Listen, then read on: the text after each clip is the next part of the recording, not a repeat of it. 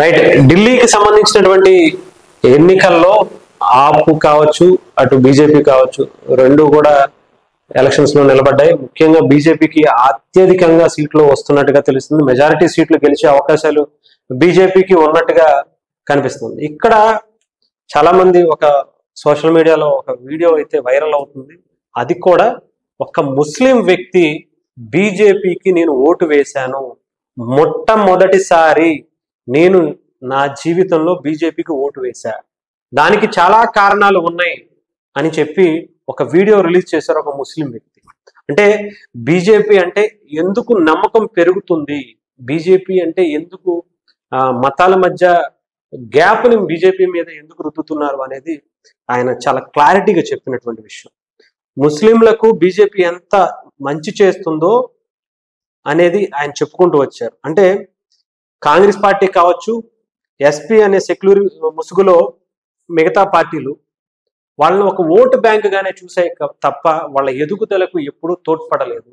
కానీ బీజేపీ మేము ఈ మతమా ఈ కులమా అనేది పక్కన పెడితే మా ఎదుగుదలకు తోడ్పడ్డాయి, భారతదేశ భవిష్యత్తుకి పునాదులు వేశాయి, బలంగా ఇతర దేశాల్లో హిందుత్వానికి, ముఖ్యంగా హిందూ మతానికే కాకుండా హిందూ మతాన్ని ఎక్కువగా చూపించడమే కాకుండా ఇండియాని, భారత్ని ఎక్కువగా మంచి పేరు తీసుకురావడానికి బీజేపీ కృషి చేసింది.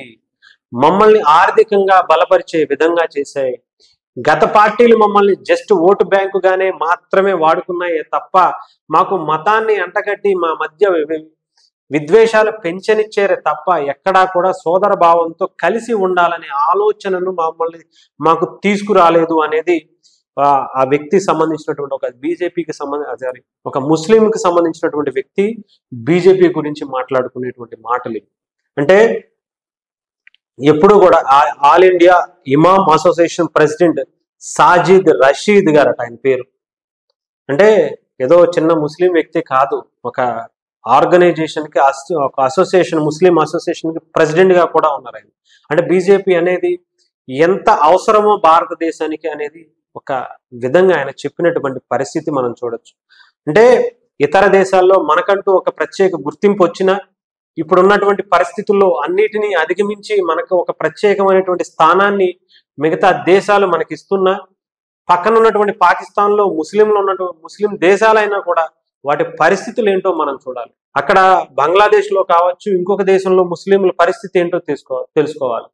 ఎక్కడా లేనటువంటి స్వేచ్ఛ భారతదేశంలో ఉంది. ఇక్కడ వేరే మతాల వాళ్ళు ఉన్నా, వేరే కులాల వాళ్ళు ఉన్నా కూడా హిందువులకు ఉండే ఇంపార్టెన్స్ హిందువులకు ఉంది, ముస్లింస్కి వచ్చే ఇంపార్టెన్స్ ముస్లింస్కి ఇచ్చారు. చాలా స్వేచ్ఛగా వాళ్ళ వ్యాపారాలని, వాళ్ళ అభివృద్ధిని పెరగనిచ్చేందుకు ఇక్కడ అనేక అవకాశాలు ఉన్నాయి. కానీ ఇతర దేశాల్లో, ముస్లిం దేశాల్లో కూడా అవకాశాలు లేవు అని చెప్పి ఆయన చెప్పడం అనేది నిజంగా చాలా మందిని ఆశ్చర్యపరిచింది. ఈసారి బీజేపీ ఎప్పుడు 27 ఏళ్ల చరిత్రలో బీజేపీ గెలవనటువంటి సీట్ని, అసలు అక్కడ ఉన్నటువంటి స్థానాలని ఈసారి గెలుచుకోబోతుంది. అంటే దానికి ఇలాంటి చేంజెస్ ఈ 10 ఏళ్లలో బీజేపీ తీసుకొచ్చినటువంటి అనేక విధానాలలో ముస్లిమ్స్ కూడా యాక్సెప్ట్ చేస్తున్నారు. వాళ్ళ ఆర్థికంగా బలపడటానికి, వాళ్ళని వాళ్ళు ప్రూవ్ చేసుకోవటానికి, వాళ్ళ ఎదుగుదలకు బీజేపీ కూడా ఉపయోగపడిందని గ్రహించారు.